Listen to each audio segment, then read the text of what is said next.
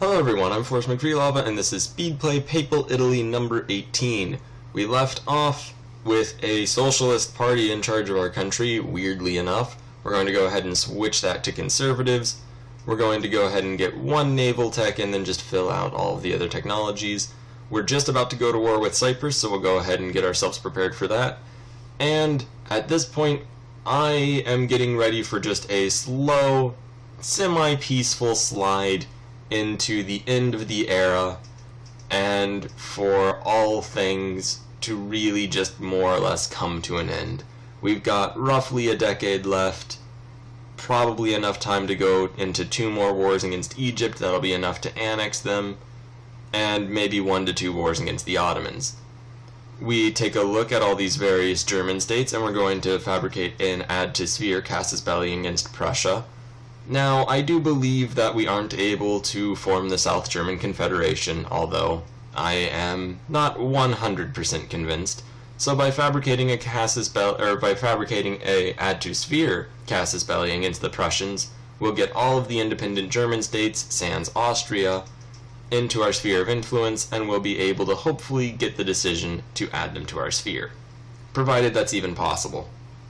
At any rate, I don't really think it's very likely, although it's nice to just do that in order to be sure.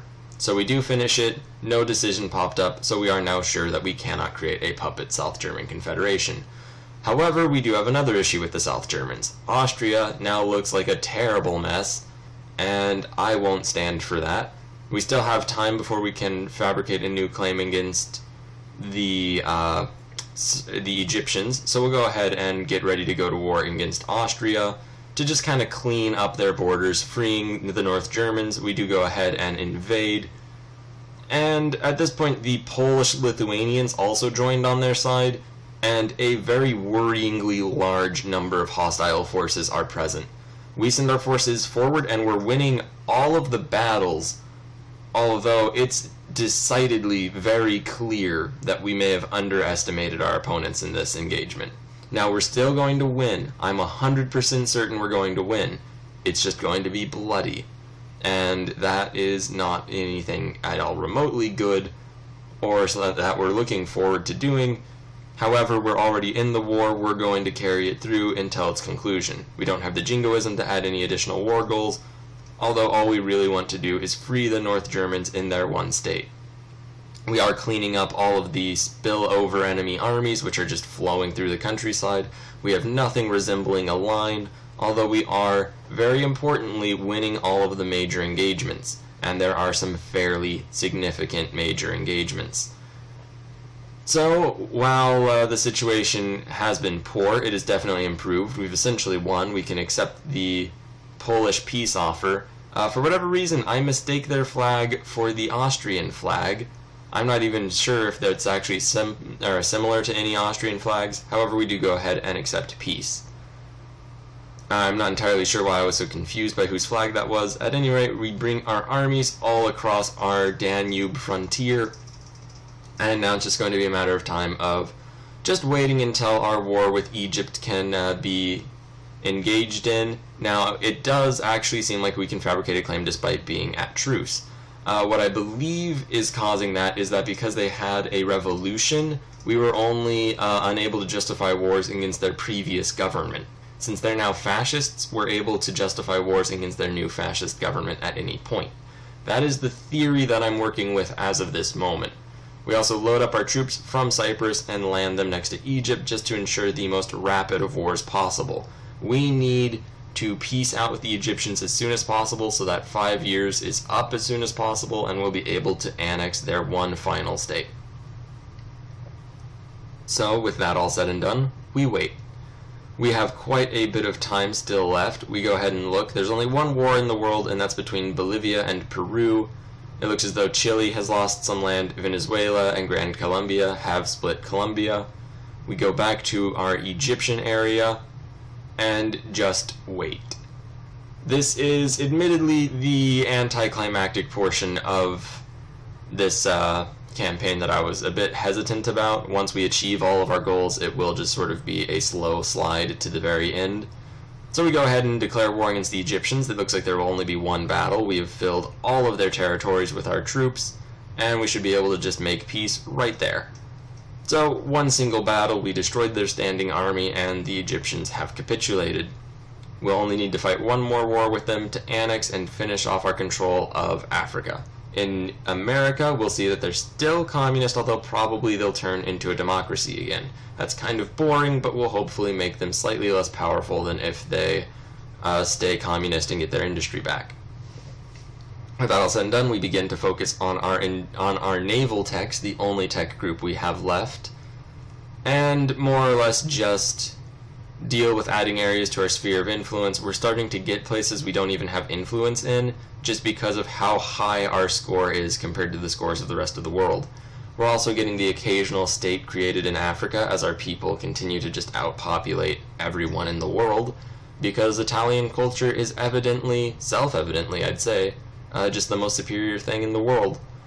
We're also getting ready to go to war with the Ottomans. It'll still be quite some time. We'll have to wait until February of 1929, which means if we're able to finish the war in about a year and a half max, we'll be able to go to another war with them that will only be able to last for whatever we didn't take of that year and a half. So we're probably going to get ready for this war to be the last war against the Ottoman Empire. We're going to want to take at least Transjordan and their other remaining half of Syria, although we might go after a portion of their European holdings, just depending on what we end up deciding at the very end. I wouldn't be too upset with leaving the Ottomans more or less in the position that Turkey's in today, sans of course Constantinople, which we did take and reintegrate into Italy and our semi-Romanesque empire. There are some rebels in the Ottoman territories. I don't believe they'll overthrow their government though, which is a bit sad, as another thing I would like to get from the Ottomans is the release of their Romanian states, just to clean up that border, although I don't think it's very realistic that we'll be able to get that. So, who really cares? Now, there's a crisis brewing for Mongolian freedom, and we're going to go ahead and support the Mongolians. Now, there are 5 other great powers that could join. If we get even one, it will turn into a world war. However, at this point, political considerations appear to be moving every single country in the world decidedly out of our camp. So we're going to go ahead and build 190 divisions, or 190 brigades, of purely modern military forces. No hussars, just tanks, aircraft, infantry, artillery, and engineers. Also some guard units. We will build an amazing end-game army. It won't be done in time for this final war, but will hopefully be semi-strong. And we will have all of our existing forces a little thrown together. They may be, although I am confident that they will be enough. Worst case, we'll be able to mobilize our people to get 1.2 million troops on the field. They'll all be farmers, very low quality. We can't do anything to get any other great powers on our side, so this will not be a world war in a technical sense. It will, however, be a war to determine once and for all whether or not Italy will be the dominant power in the world forevermore. Now, that's obviously a fairly significant thing to say, and essentially what that means is rules for ourselves. We are going to fight this to the end. We pick the Conservative Party, as we do need to we do need to hold some elections in order to essentially ensure that we get enough jingoism to add war goals, at which point we're going to just add war goals against the Ottomans to get them to 100%, and add war goals against this massive super coalition. So we are now fighting the whole of the rest of the world. We can't actually get to Poland, Russia, and China over land. However, we can march headlong into the French. So that's what we're going to begin doing. We will move our armies one province deep into French territory and now fight all of the battles that this is going to necessitate. We have a lot of areas with a lot of troops doing nothing. I'm going to leave them like that for the moment. We're going to just focus on resupplying any groups that are attacked by significant numbers of French soldiers, and generally just try to destroy the French armies wherever we're able. The Russians, sadly, were able to get access through Romania, so we do have to fight a two-front war. Meanwhile, it does look as though Polish-Lithuanian troops are attacking us in northern Italy, so we're going to carry some troops over to deal with that.